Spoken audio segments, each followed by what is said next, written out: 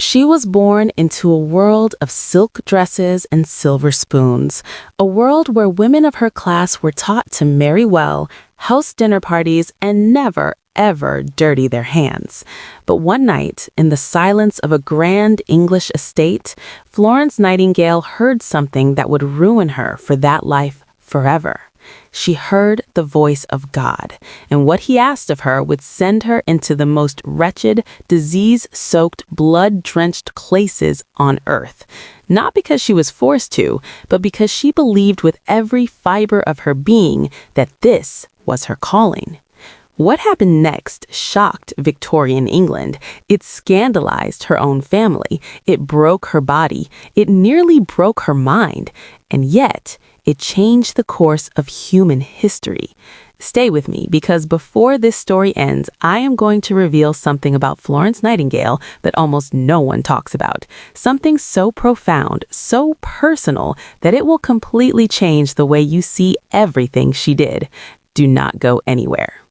Welcome to Her Faith Echoes, the channel where we uncover the untold stories of women whose faith did not just shape their lives, but shaped the world. If you are new here, this is exactly the kind of story we tell. Hit that subscribe button right now and ring the bell, because you do not want to miss a single one of these. Now, let us go back, all the way back to the beginning of one of the most extraordinary lives ever lived. The year is 1820. In a grand villa overlooking the rolling hills of Tuscany, a child is born to a wealthy British family on a holiday tour of Europe. Her parents, William and Frances Nightingale, name her after the city of her birth, Florence. The name sounds romantic, musical even, but what this tiny girl will go on to do with that name is anything but decorative. She will carve it into the bedrock of human civilization. Florence grows up in not one, but two magnificent English country houses, Embley Park in Hampshire and Lea Hurst in Derbyshire. She is surrounded by wealth, culture, beauty. Her father, William, is an educated man, progressive for his time, and he personally takes charge of Florence's education, teaching her Greek, Latin, French, German, Italian, mathematics, philosophy, and history. It is remarkable. In an age when most women are not taught to think, William Nightingale teaches his daughter to think like a scholar. But Florence is not just intelligent. She's different. From the time she is a small child, she is drawn not to the ballrooms and parlors that define her social world, but to the poor, to the sick, to the suffering. She visits the cottages of tenant farmers on her family's estate. She dresses wounds. She sits with the dying. Her mother finds it alarming. Her older sister, Parthenope, finds it embarrassing. The society to which they belong does not understand it. But Florence does not need anyone to understand it, because she has already heard something that nobody else in her family has. She is 16 years old when it happens for the first time. She is sitting quietly in the garden of Embley Park on the 7th of February, 1837, when she later writes in her private notes, and she will write this again and again across the years, that God spoke to her directly. Not in a burning bush, not in thunder, but in that deep interior way that people of genuine faith have always described. A clear, unmistakable call, a sense of divine commission, a voice that said, "I have work for you to do." She does not know yet what that work is. She's 16. She's confused. She's living in one of the most constrictive social structures ever built for women. But she writes it down, and she carries it with her like a secret flame, quietly, privately, while the world around her presses on, utterly unaware that something enormous has just been set in motion. The years that follow are years of agony for Florence, and I mean that word seriously, agony, because she knows she is called. She can feel it in her bones, in her prayers, in the restless impossibility of doing nothing. But Victorian England has no framework for a wealthy woman with a divine vocation. Society has given her only one acceptable path: marriage. And suitors come. Oh, they come.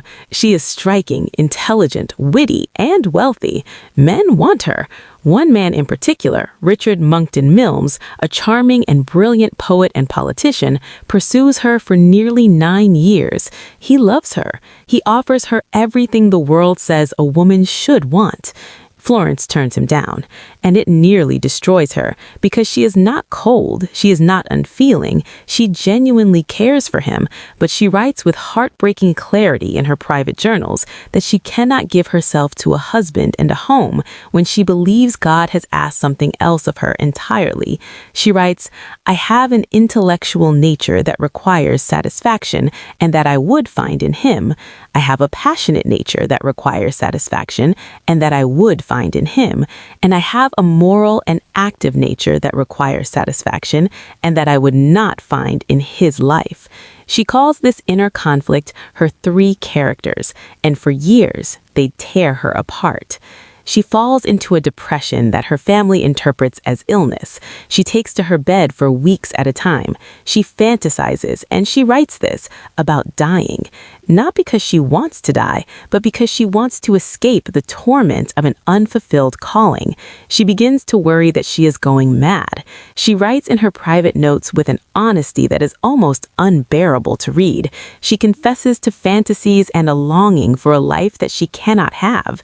She is suffocating inside the gilded cage of her class, her gender, and her era. But God is patient, and Florence is stubborn, and history is not done with her yet. At the age of 24, Florence makes a request that shocks her family to their core. She wants to spend 3 months training at Salisbury Infirmary. She wants to learn nursing. Her mother reacts as though Florence has announced she intends to become a streetwalker.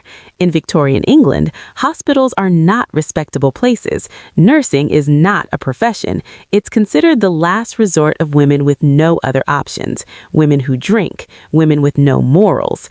The very idea of Florence Nightingale, educated, refined, wealthy Florence Nightingale working in a hospital, is to her mother a social catastrophe. Frances Nightingale refuses, absolutely and completely refuses, and Florence, bound by the conventions of her time, is forced to comply. But she does not stop learning. She reads every medical report, every government health document she can find. She starts compiling statistics. She starts writing letters to hospital reformers. She does not stop. She cannot stop, because the voice from the garden has never gone quiet. Then, at 30, something shifts. In 1851, Florence finally receives permission, grudging, resentful permission from her family, to spend 3 months at a religious institution in Kaiserswerth, Germany, the Institution of Protestant Deaconesses. It's a place where devout Christian women serve the sick and the poor under a structured, disciplined system. Florence thrives. She comes alive. She works harder than anyone there. She absorbs everything, and she returns to England changed, not in the sense of being a different person, but in the sense of a person finally walking in the direction they were born to walk. By 1853, she's appointed superintendent of the Institution for the Care of Sick Gentlewomen in Distressed Circumstances in London. It's a small, underfunded, chaotic place. Within a year, Florence has reorganized it completely. She installs hot water piped to every floor. She creates a system for calling nurses to patient rooms. She improves the food. She changes everything. The governing committee is astonished. Her mother is still embarrassed. Florence doesn't care. She is doing the work God gave her, and she is only getting started. And then the world catches fire. In 1853, Britain, France, and the Ottoman Empire go to war against Russia, the Crimean War, fought on the windswept, disease-ridden peninsula on the northern shore of the Black Sea, and within months, reports begin to filter back to Britain that are so horrifying, so shameful, so utterly damning of the British military medical system that the public is outraged. Soldiers are dying not from bullets, but from cholera, from typhus, from dysentery, from infected wounds that could have been treated. They are dying on bare floors, without blankets, blankets, without clean bandages, without food, in filth so deep and so profound that the hospitals are less places of healing than warehouses of death. The Times newspaper runs reports from its war correspondent, William Howard Russell, that make the nation weep with rage. Russell writes, and this lands like a bomb in the drawing rooms of England, that the French army has nuns caring for its wounded, while the British army has nothing and nobody. Nothing. The greatest empire on earth is watching its sons die of neglect. Sidney Herbert, the Secretary at War and a close friend of Florence Nightingale, writes to her personally. He knows what she can do. He has watched her transform that little London institution. He asks her to lead a group of female nurses to Scutari, to the British military hospital on the banks of the Bosphorus in what is now Turkey, and to do whatever she can. He is, he says, desperate. Florence writes back the same day. She had already written to him that same morning before his letter arrived, volunteering to go. Their letters crossed in the post. History sometimes has this quality of inevitability, of two forces moving toward each other across the dark, neither knowing the other is already in motion. On the 4th of November, 1854, Florence Nightingale arrives at Scutari Barracks Hospital. She brings with her 38 women, a mixed group of Catholic nuns, Anglican sisters, and secular nurses, carefully selected and trained. The military doctors receive them with barely concealed contempt. They do not want women here. They especially do not want this commanding, confident, fearless woman who carries a lamp and a notebook and looks at them with eyes that see everything. What Florence sees at Scutari is the stuff of nightmares. It is not a hospital. It is a catastrophe with walls. 4 miles of patient beds, she will later calculate, packed so closely together that nurses can barely pass between them. The floors are caked in filth. The walls run with sewage because the whole building has been constructed, unknowingly, over a collapsed cesspit. The water supply is contaminated. The men lie on stretchers without mattresses, sometimes without even straw to soften the stone.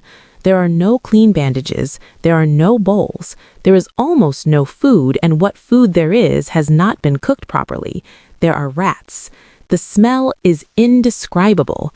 Men are dying at a rate that would make your blood run cold, not from their battle wounds, but from the diseases spawned by the filth in which they are lying.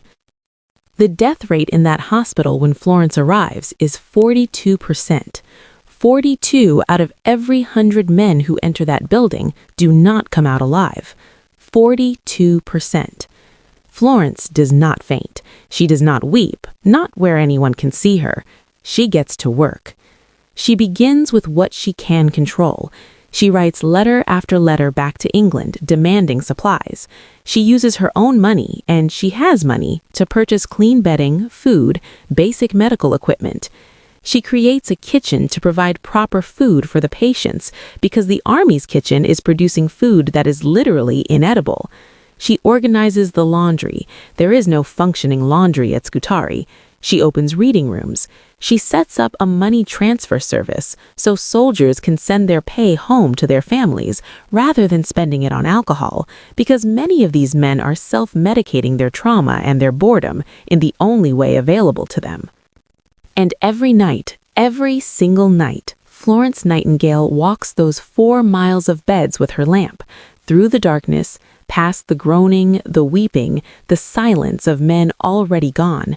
She walks, she stops, she speaks, she holds hands, she listens to men who have not spoken to another human being in weeks. Soldiers lift themselves on their elbows just to watch her pass. They kiss her shadow on the wall as she goes by. They write home to their mothers about her.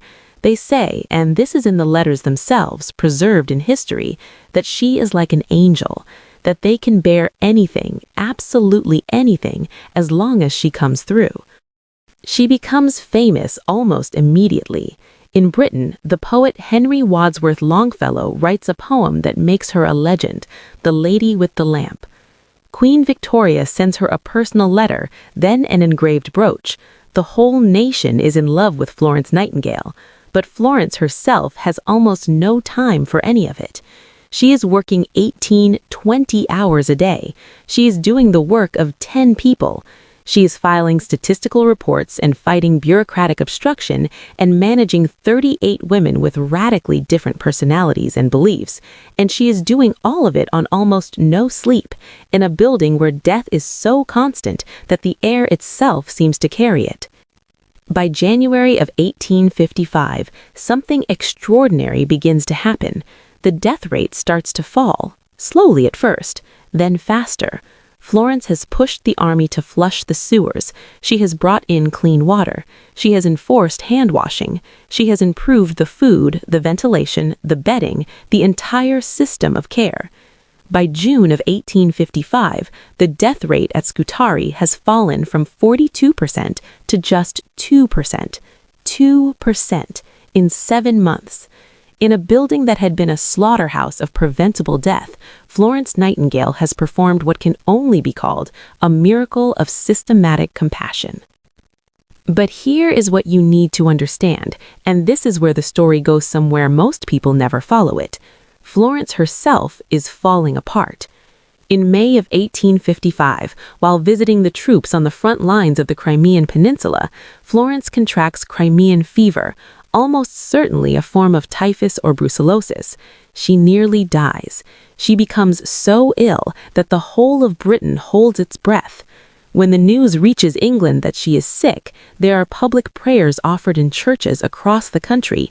People who have never met her weep for her in the streets. The soldier boys in the wards at Scutari are inconsolable. Florence survives, but she is never the same. From this point on, for the rest of her long life, and she will live to be 90, she will battle a debilitating chronic illness that confines her, at times, to her bed for months and even years. The woman who walked 4 miles of hospital wards every night will spend decades unable to walk to the window without help. And still, she does not stop working.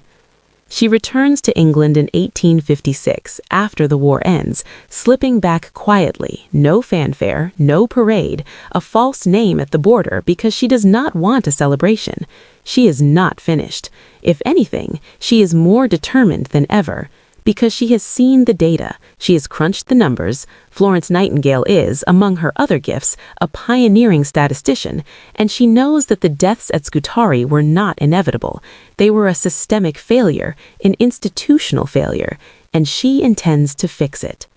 She meets with Queen Victoria, she meets with government ministers, she writes a devastating confidential report, 830 pages, compiled with scientific precision, that lays bare the full horror of how the army treats its sick soldiers and exactly what must be done to change it.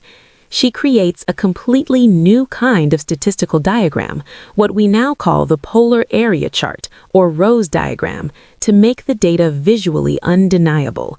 She is, in a very literal sense, inventing the modern science of public health. She writes Notes on Nursing in 1859.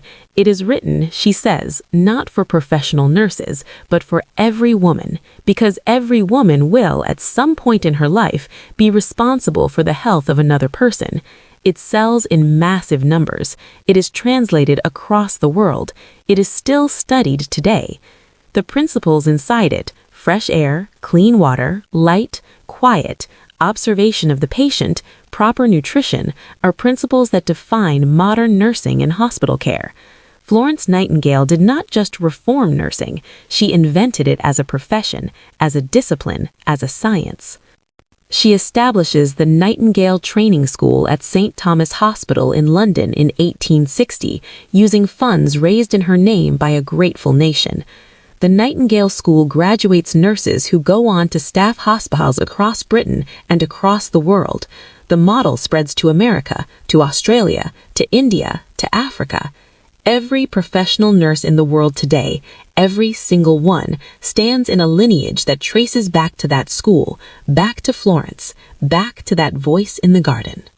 She turns her attention to India, where the death rate among British soldiers is shocking beyond comprehension, not from warfare, but from preventable disease.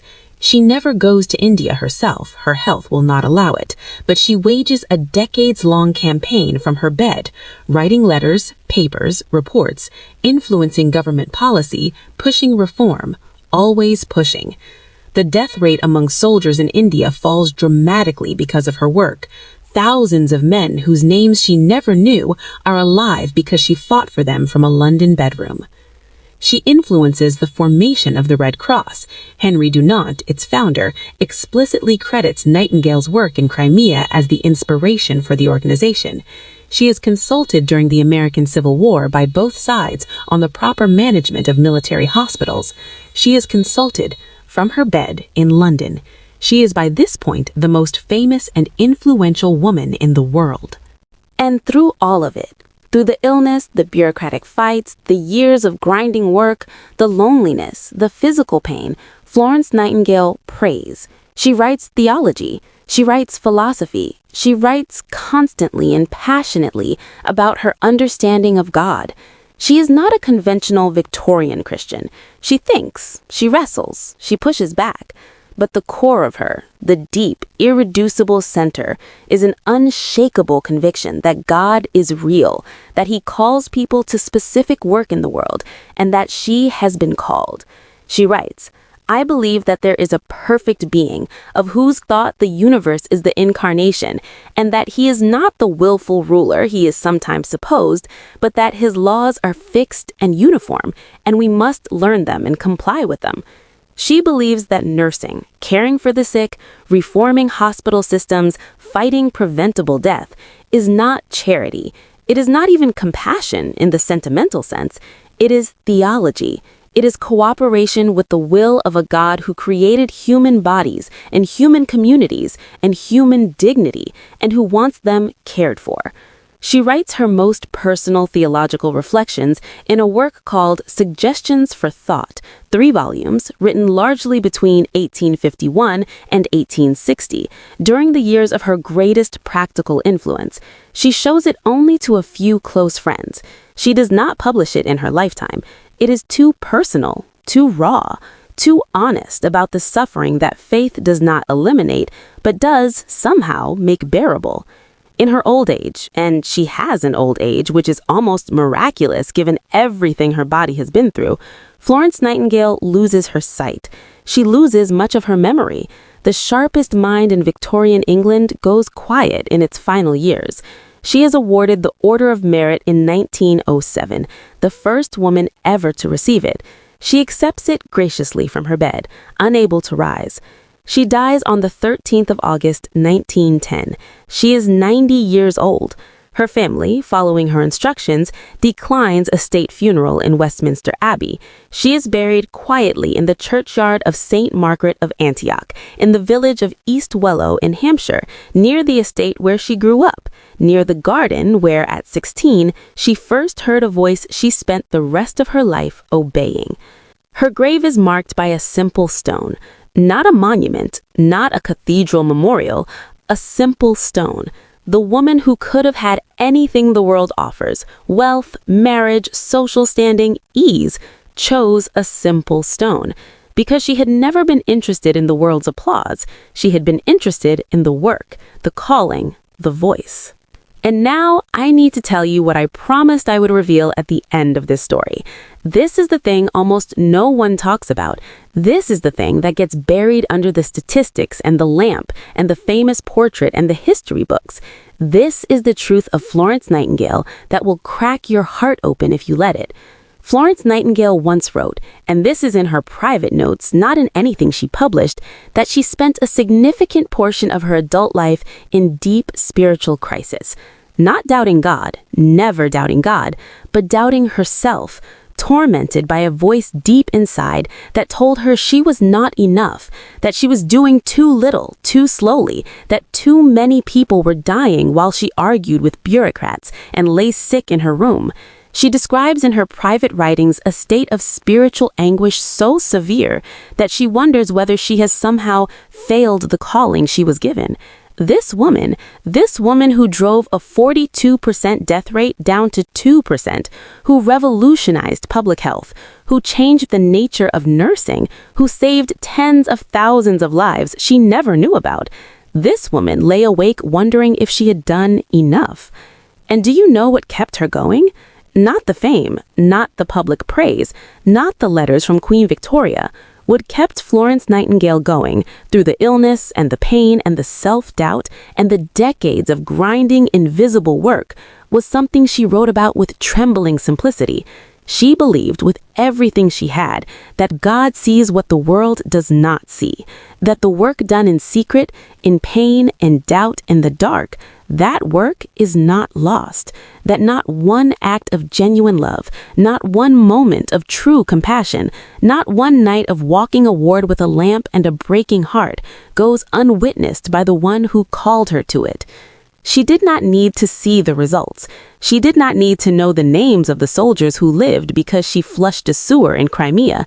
She did not need the newspaper articles, or the poem, or the brooch from the Queen. She needed only to believe, and she did believe, with the ferocity that nothing could shake her, that she was doing what she was made to do, that the calling was real, that the one who gave it to her was real, and that the work would not be wasted. That is the secret of Florence Nightingale. Not the lamp, not the statistics, not the training school or the notes on nursing or the polar area diagram. The secret is this. She was a woman who heard God call her in a garden when she was 16 years old, and she spent the next 74 years saying yes. Through the opposition of her family and her society, through a broken engagement and a broken body, and a mind that sometimes turned on itself in the dark, through the fever that nearly killed her in Crimea, through decades of chronic illness and physical suffering that would have silenced most people permanently, through the self-doubt that never entirely left her, through all of it, she said yes. And the world is different because she did. Nursing is different. Hospitals are different. Public health is different. The very idea that a sick, poor, vulnerable human being deserves expert, dignified, compassionate care, that idea, which we take completely for granted today, was not obvious before Florence Nightingale. She made it obvious. She gave her life to make it obvious, not because the world asked her to, but because God did. Her name was Florence. She was born in a villa in Italy to a family that expected nothing of her except obedience and a good marriage. And she became the woman who changed how the world cares for its dying, because she listened to a voice in a garden when she was 16 years old, and she believed that calling was real. Because she said yes, and yes again, and yes every single day for 74 years, until there was nothing left of her to give. That is her faith echoes. If this story moved you, if you felt something watching Florence walk those dark wards with her lamp, praying over strangers, fighting for the dying, then please share this video with someone who needs to hear it today. Leave a comment below and tell me what part of Florence's story hit you hardest. And if you have not yet subscribed to Her Faith Echoes, do it now. Every week, we tell the stories of women whose faith changed everything. Women who said yes when the world said no. Women whose names deserve to be remembered. We'll see you in the next story. God bless you.